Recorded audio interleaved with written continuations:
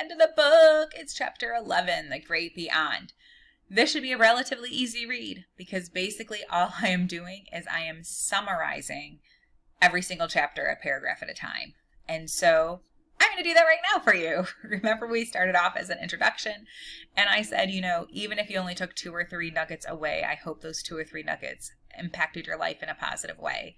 You know, chapter 1, we talked about the difference between a fixed mindset, a person who feels like they have no control over anything, and a person with a growth mindset who realizes that hard work, interconnectedness, positive outlook can really make a difference. We talked about, you know, how a growth-minded person responds to situations that they caused, situations that happened to them, and then situations that weren't in anybody's control.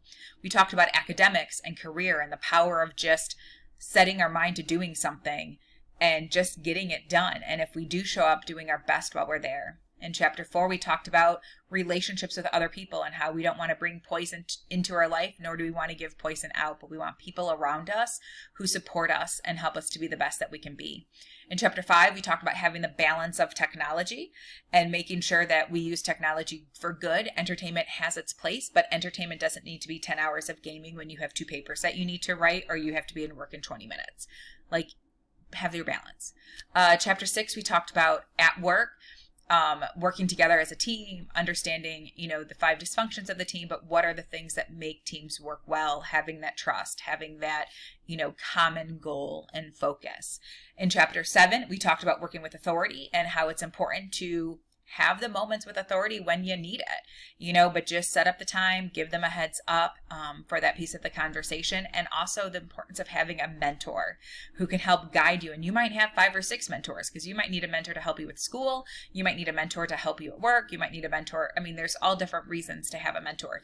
You might want to learn how to crochet. Who knew? You need a mentor to help you with that because YouTube can only take you so far.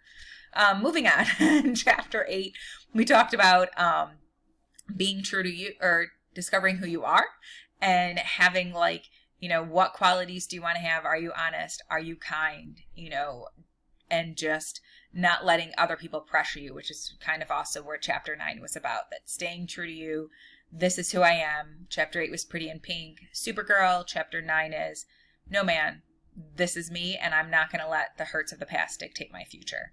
And then in chapter 10, we talked about beliefs and the fundamentals like forgiveness, interconnectedness, integrity that help us make the decisions that we make.